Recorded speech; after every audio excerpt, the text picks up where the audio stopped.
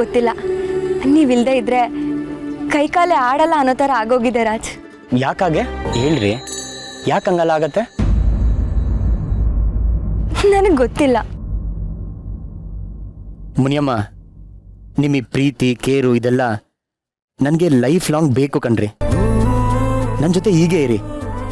ನಿಮ್ಮ ಮನಸ್ಸಲ್ಲಿ ನನ್ನ ಬಗ್ಗೆ ಪ್ರೀತಿ ಇದೆಯೋ ಇಲ್ವೋ ಅಂತ ನಂಗೆ ಗೊತ್ತಿಲ್ಲ, ಆದರೆ ನಾನು ನಿಮ್ಮನ್ನು ತುಂಬ ಅಂದರೆ ತುಂಬ ಪ್ರೀತಿಸ್ತಾ ಇದ್ದೀನಿ. ನನ್ನ ಪ್ರೀತಿನ ಹೇಳ್ಕೊಳ್ಳೋಕ್ಕಿಂತ ಮೊದಲು ನಮ್ಮಪ್ಪ ಯಾರು ಅಂತ ಹೇಳ್ಕೋಬೇಕು. ಅದನ್ನು ಹೇಳ್ದೆ ನನ್ನ ಪ್ರೀತಿನ ಹೇಳೋದು ತಪ್ಪಾಗುತ್ತೆ. ಮೊದಲು ಅವ್ರ ವಿಷಯ ಎಲ್ಲ ಕ್ಲಿಯರ್ ಮಾಡಿಬಿಡ್ತೀನಿ. ಮುನಿಯಮ್ಮ, ಹಾಂ, ನಾನೇನೋ ಹೇಳಬೇಕು.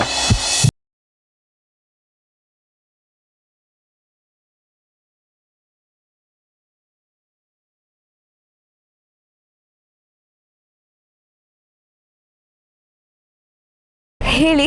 ಅದು ಹೆಸರು ಹುಡುಕ್ತಾ ಟೈಮ್ ವೇಸ್ಟ್ ಮಾಡೋದು ಬೇಡ, ಮೊದಲು ಕೆಲಸ ಶುರು ಮಾಡೋಣ. ಹೆಸರು ಆಮೇಲೆ ಇಟ್ಟರೆ ಆಯ್ತು. ರಾಜ್, ಕಂಪ್ನಿ ಕಟ್ಟೋದು ಅಂದ್ರೆ ಮಗುನ ಬೆಳೆಸ್ದ ಹಾಗೆ. ಸೊ ಮಗುಗೆ ಮೊದಲು ನಾಮಕರಣ ಮಾಡ್ಲೇಬೇಕಲ್ವಾ? ಓದಿಯಾ ಪಿಸಾಚಿ ಅಂದ್ರೆ ಒಂದೇ ಗವಾಕ್ಷಿ ಅಂದಂಗೆ ಮತ್ತೆ ವಾಟಾರಕ್ಕೆ ಬಂದ. ಇರೋ ಆಸ್ತಿ ಪಾಸ್ತಿ ಬಿಟ್ಟು ಅದೇನೋ ಹೊಸ ಕಂಪ್ನಿ ಕಟ್ತಾನಂತೆ. ಅಪ್ಪನ ದುಡ್ಡು ಆಸಿ ಒದೆಯೋಷ್ಟಿದೆ, ಇಲ್ಲಿಗೆ ಬಂದು ಕಂಪ್ನಿ ಕಟ್ತಾನೆ ಅಂತ ಹೇಳ್ತಾನಲ್ಲ ದಡ್ಡ ನನ್ನ ಮಗ. ಇಂಥವ್ರೆಲ್ಲ ಇಲ್ಲಿಗೆ ಬಂದು ನನ್ನ ತಲೆ ಹಾಳು ಮಾಡ್ತಾ ಇದ್ದಾರೆ. ಆರಾಧನಾ ಅವರೇ, ಹೆಸರು ಕ್ರಿಯೇಟಿವ್ ಆಗಿರಬೇಕು, ಕ್ಯಾಚಿ ಅನಿಸ್ಬೇಕು.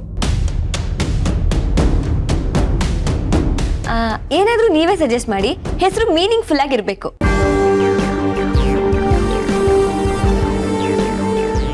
ಅಲ್ಲ, ಒಂದ್ಸರಿ ಎಡವಿದ ರಸ್ತೆಯಲ್ಲಿ ಮತ್ತೆ ಯಾಕೆ ಹೋಗ್ತಾ ಇದ್ದೀರಾ? ಮತ್ತದೇ ಲಕ್ಷಾಂತರ ರೂಪಾಯಿ ವ್ಯವಹಾರ ಕೈ ಹಾಕ್ತಾ ಇದ್ದೀರಲ್ಲ, ಬುದ್ಧಿ ಇಲ್ವಾ ನಿಮಗೆ? ನೋಡಿ, ಇದೆಲ್ಲ ಆಗ್ ಬರಲ್ಲ. ಸುಮ್ಮನೆ ನಿಮ್ ಕೆಲಸ ನೋಡ್ಕೊಳ್ಳಿ. ಎಡವಿದೀವಿ ಅಂದ್ರೆ ದಾರಿ ಸರಿಯಾಗಿಲ್ಲ ಅಂತ ಅರ್ಥ ಅಲ್ಲ. ನಾವು ಸರಿಯಾಗಿ ನಡೀದೇನೋ ಎಡವಿರ್ಬೋದು. ರೇವತಿ, ಸ್ವಲ್ಪ ಕಾಫಿ ತಗೊಬರೆ. ಅಲ್ಲಿಗೆ ಹೋಗ್ತಾ ಇದೀಯಾ? ಉದ್ದಾರ.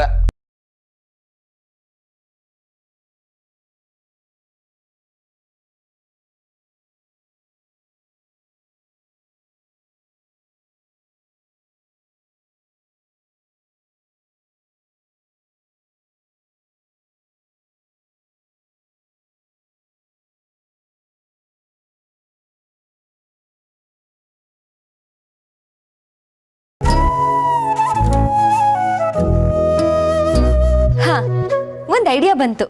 ಏನ್ ಸಿಸ್ಟರ್?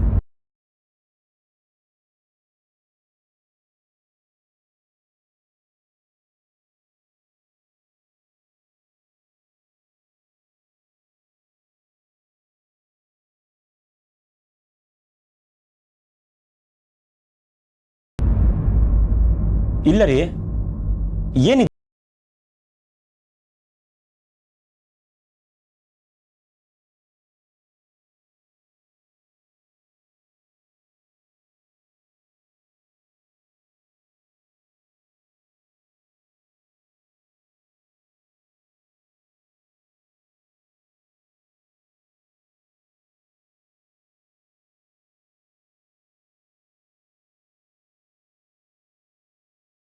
ನಾವಿಬ್ರು ಹೊಸ ಜೀವನಕ್ಕೆ ಕಾಲಿಟ್ಟ ಹಾಗೆ.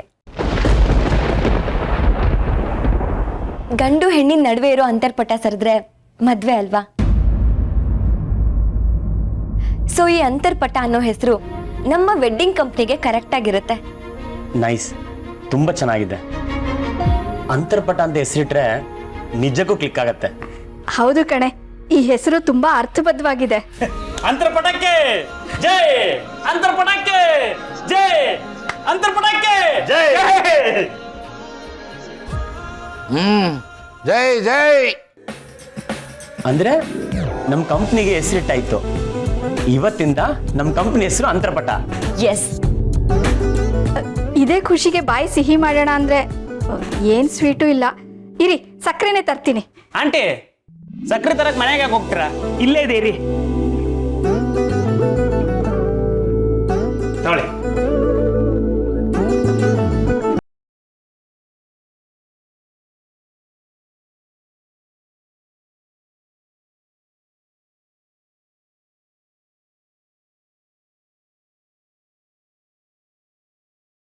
ನಮಗೆ ಅನುಕೂಲ ಆಗೋ ಕಡೆ ನೋಡ್ಬೇಕು. ಒಟ್ಟಾರದಲ್ಲಿ ಒಂದ್ ಮನೆ ಖಾಲಿ ಇದೆ, ಅದನ್ನೇನಾದ್ರೂ ಆಫೀಸಿಗೆ ಕೊಡ್ತಾರಾ ಅಂತ ಕೇಳ್ಬೇಕು. ಒಳ್ಳೆ ಐಡಿಯಾ. ನಮ್ಮ ಕಂಪ್ನಿಗೆ ಒಂದು ಬೋರ್ಡ್ ಬೇಕು, ಆಮೇಲೆ ಒಂದು ಲೋಗೋನು ಬೇಕು. ಒಬ್ರು ಡಿಸೈನರ್ ಇದ್ದಾರೆ, ಅವ್ರ ಹತ್ರ ಲೋಗೋ ಡಿಸೈನ್ ಮಾಡ್ಸೋಣ. ಓಕೆ.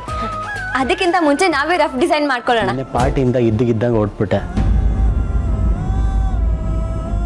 ಪಾಪ ಅಮ್ಮ ತುಂಬ ಅಳ್ತಿದ್ರು, ಹೋಗ್ಬೇಡ ಅಂತಲೂ ಹೇಳಿದ್ರು.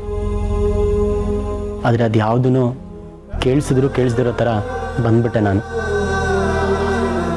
ಈಗ ಪಾಪ ಅನಿಸ್ತಿದೆ, ಅಮ್ಮನ ತುಂಬ ಮಿಸ್ ಮಾಡ್ಕೋತಾ ಇದ್ದೀನಿ. ಅವ್ರಿಗೆ ಕಾಲ್ ಮಾಡಿ ಮಾತಾಡಿ ರಾಜ್. ಇಲ್ಲ ಮುನಿಯಮ್ಮ, ನನಗೆ ಕಾಲ್ ಮಾಡೋಕ್ಕೆ ಧೈರ್ಯನೇ ಬರ್ತಿಲ್ಲ. ಅಮ್ಮನ ಹತ್ರ ಹೇಗೆ ಮಾತು ಶುರು ಮಾಡಲಿ ಅಂತಲೇ ಗೊತ್ತಾಗ್ತಿಲ್ಲ. ಅಮ್ಮನ ಹತ್ರ ಏನ್ರಿ ನಿಮ್ ಬಿಗುಮಾನ? ಫೋನ್ ಮಾಡಿ ಮನ್ಸ್ ಬಿಚ್ಚಿ ಅಮ್ಮನ ಹತ್ರ ಮಾತಾಡಿ, ಎಲ್ಲ ಸರಿ ಹೋಗುತ್ತೆ. ಅಮ್ಮ ಮಾತಾಡ್ತಾರಾ? ಅವರು ನಿಮ್ಮ ಹತ್ರ ಮಾತಾಡ್ಬೇಕು ಅಂತ ಹಾತೋರಿತಾ ಇರ್ತಾರೆ. ಮಗ ಫೋನ್ ಮಾಡ್ದ ಅಂತ ತುಂಬಾ ಖುಷಿ ಆಗ್ತಾರೆ. ಫೋನ್ ಮಾಡಿ.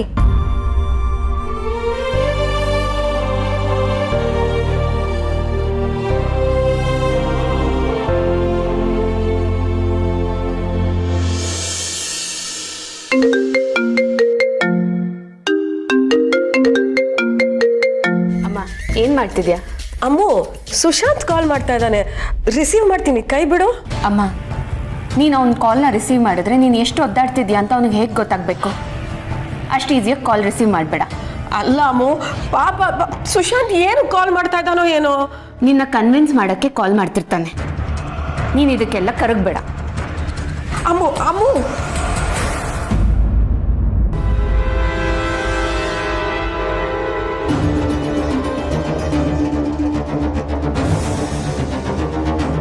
ಏನಾಯ್ತು?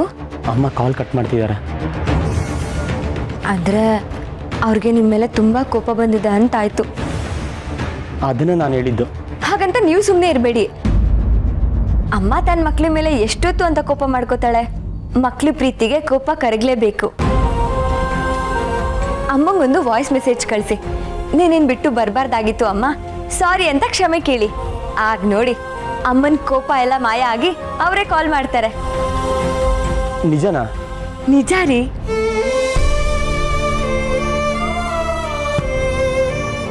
ಹಲೋ ಅಮ್ಮ, ನನ್ನ ಮೇಲೆ ಕೋಪ ಮಾಡ್ಕೊಂಡಿದ್ಯಾ?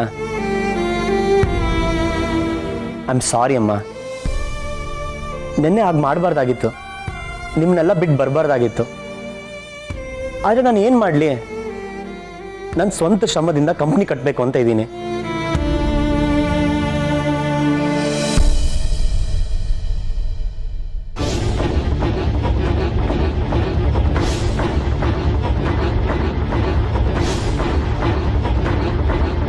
ಅಪ್ಪ ನನಗೆ ಎಲ್ಲ ಜವಾಬ್ದಾರಿ ವಹಿಸ್ಕೊಂತ ಹೇಳಿದಾಗ ಅಲ್ಲಿ ನಾನು ವಹಿಸ್ಕೊಂಡು ಆಮೇಲೆ ಬೇಡ ಅಂತ ಹೇಳೋದು ಸರಿಯಲ್ಲ ಅಂತ ಅನಿಸ್ತು.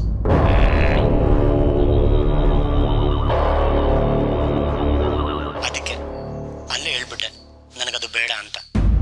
ಇದರಿಂದ ನಿಮ್ಗೆಲ್ಲರಿಗೂ ನೋವಾಗಿದೆ ಅಂತ ನನಗೆ ಗೊತ್ತಮ್ಮ. ಆದರೆ ನನ್ನನ್ನು ನೀನಲ್ಲದೆ ಇನ್ಯಾರಮ್ಮ ಅರ್ಥ ಮಾಡ್ಕೋತಾರೆ? ಐ ಆಮ್ ಸಾರಿ ಅಮ್ಮ, ನಾನು ನಿನ್ನ ತುಂಬ ಮಿಸ್ ಮಾಡ್ಕೋತಾ ಇದ್ದೀನಿ. ಸುಶಾಂತ್ಗೆ ಕಾಲ್ ಮಾಡ್ತಿದ್ಯಾ? ಹೌದು ಅಮ್ಮು. ನಿನಗೆ ಯಾಕೆ ಅರ್ಥ ಆಗ್ತಿಲ್ಲ? ಅವ್ನ ಧ್ವನಿ ಕೇಳಿದ ತಕ್ಷಣ ಕರ್ಗೋಗ್ಬಿಟ್ಯಾ? ನಾವ್ ಯಾರು ಬೇಡ ಅಂತಾನೆ ಅವ್ನು ಹೋಗಿರೋದು. ಅಮ್ಮು, ನೀನು ಸ್ವಲ್ಪ ಸುಮ್ಮನೆ ಇರ್ತೀಯಾ? ನನ್ನ ಮಗ ನನ್ನ ಜೊತೆ ಮಾತಾಡೋಕೆ ಆಸೆ ಪಡ್ತಾ ಇದ್ದಾನೆ. ಅವನೇನೋ ಬಿಟ್ಬಿಟ್ಟು ಹೋದ ಅಂತ ನಾನು ಅವನ್ನ ಬಿಟ್ಬಿಡೋಕ್ಕಾಗುತ್ತಾ? ನಾನು ಅವನ ತಾಯಿ ಕಣೆ.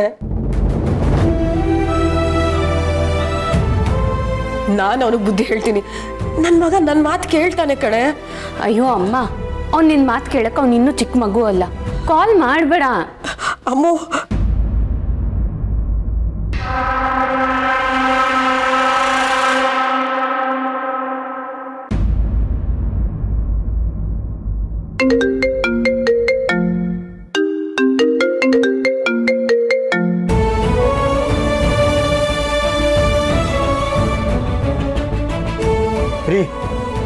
ನಿಜನೇ ಕಣ್ರಿ, ಅಮ್ಮನೇ ಕಾಲ್ ಮಾಡ್ತಿದ್ದಾರೆ. ನಾನು ಹೇಳಿಲ್ವಾ ಅವ್ರು ಕರೆಕ್ತಾರೆ ಅಂತ? ಮಾತಾಡಿ. ಅಮ್ಮ ಮಾತಾಡ್ಬೇಡ ಕಣೋ ನೀನು. ಅಮ್ಮ ಅಂತೆ ಅಮ್ಮ. ನಿನಗೆ ಅಮ್ಮ ಅನ್ನೋ ಪ್ರೀತಿ ಇದ್ದಿದ್ರೆ ನನ್ನ ಬಿಟ್ಟು ಹೋಗ್ತಾ ಇದ್ದೇನೋ? ಈಗ ದೊಡ್ಡದಾಗ ಫೋನ್ ಮಾಡ್ತಿದ್ಯಲ್ಲ. ಅಲ್ಲ, ನಿನಗೆ ಮನೆ ಬಿಟ್ಟು ಹೋಗಕ್ ಪರ್ಮಿಷನ್ ಕೊಟ್ಟವ್ರು ಯಾರು? ನಿನಗೆ ಯಾರು ಹೇಳೋರು ಕೇಳೋರು ಇಲ್ಲ ಅಂತ ಅನ್ಕೊಂಡ್ಬಿಟ್ಟಿದ್ಯಾ? ಅಮ್ಮ ಅದು ಈಗ ನನಗೆ ಏನು ನೆಪ ಹೇಳ್ಬೇಡ ಸುಶಾಂತ್. ನಿನಗೆ ಈ ಅಮ್ಮನ ಮೇಲೆ ಸ್ವಲ್ಪನಾದ್ರೂ ಪ್ರೀತಿ ಇದ್ರೆ ನೀನ್ ಈಗಲೇ ಮನೆಗೆ ಬರ್ತೀಯ ಅಷ್ಟೇ.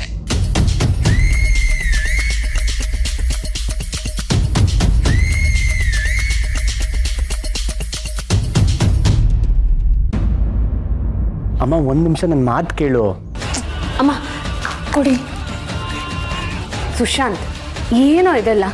ನೀನು ಮೊದಲು ವಾಪಸ್ ಮನೆಗೆ ಬಾ. ಅಕ್ಕ, ನೀನಾದ್ರೂ ನನ್ನ ಅರ್ಥ ಮಾಡ್ಕೋ. ಸುಶಾಂತ್, ಇಲ್ಲಿ ಎಲ್ಲರೂ ಅಪ್ಸೆಟ್ ಆಗಿದ್ದಾರೆ ಕಣೋ.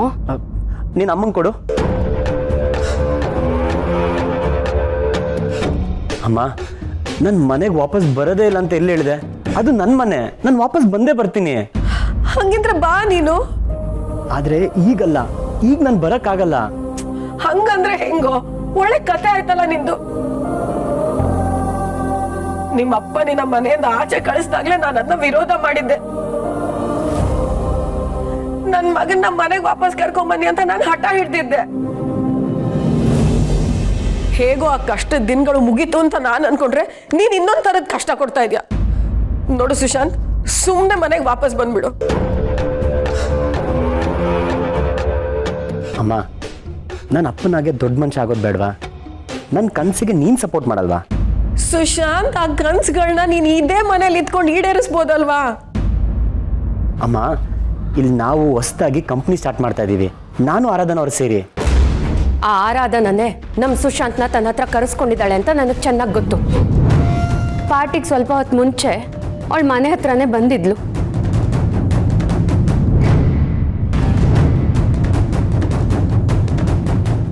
ಅದಕ್ಕೋಸ್ಕರ ನಾನು ಇಲ್ಲೇ ಇರಬೇಕಾಗತ್ತೆ.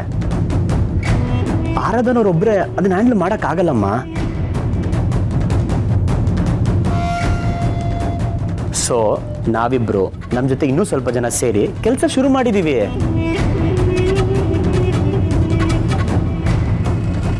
ಅಲ್ಲೋ ಅಮ್ಮ. ಸುಶಾಂತ್, ನನಗೆ ಕಾಲ್ ಯಾಕೆ ಮಾಡಿದೆ ನೀನು? ನಿನ್ನ ಹತ್ರ ಮಾತಾಡದೆ ಬೇಜಾರಾಗ್ತಿತ್ತು, ಮೂಡ್ ಬೇರೆ ಸರಿ ಇರಲಿಲ್ಲ. ಅದಕ್ಕೆ ಆರಾಧನವರು ನಿನಗೆ ಕಾಲ್ ಮಾಡಿ ಮಾತಾಡು ಅಂತ ಹೇಳಿದ್ರು.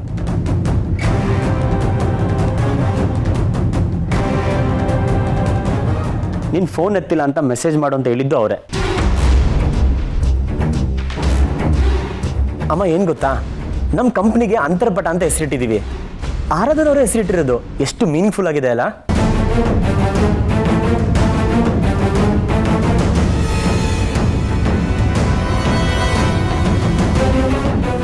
ಆರಾಧನಾ ಆರಾಧನಾ ಅವಳನ್ನ ಬಿಟ್ಟು ಬೇರೆ ಏನಾದರೂ ಮಾತಾಡೋ. ಮನೆ ನೆನಪಾಗದೆ ಇರೋಷ್ಟು, ಹೆತ್ತರು ಬೇಡ ಅನ್ನೋಷ್ಟು ಆವರಿಸ್ಕೊಂಡ್ಬಿಟ್ಟಿದ್ದಾಳ ಅವಳು ನಿನ್ನ. ಅಮ್ಮ, ನೀನು ಆರಾಧನಾ ಅವ್ರನ್ನ ನೋಡಬೇಕು, ಮಾತಾಡಬೇಕು ಅಂತ ಹೇಳ್ತಿದ್ದಲ್ಲ, ಅವ್ರು ಇಲ್ಲೇ ಇದ್ದಾರೆ. ಮಾತಾಡ್ತೀಯಾ? ಬೇಡ. ಯಾಕಮ್ಮ? ಮಾತಾಡಿಸ್ತೀನಿ. ಸುಶಾಂತ್, ನಾನು ಬೇಡ ಅಂದೆ.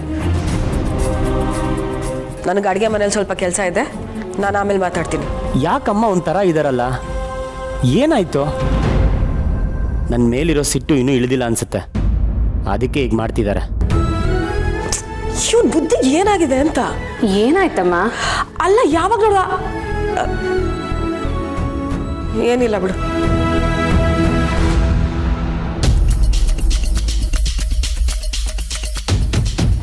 ಪಾಪ ಅಮ್ಮ, ನೀನು ಆರಾಧನಾನ ನೋಡೋಕ್ಕೂ ಮುಂಚೆನೆ ಅವಳನ್ನ ದ್ವೇಷ ಮಾಡೋಕ್ಕೆ ಶುರು ಮಾಡಿದೆ.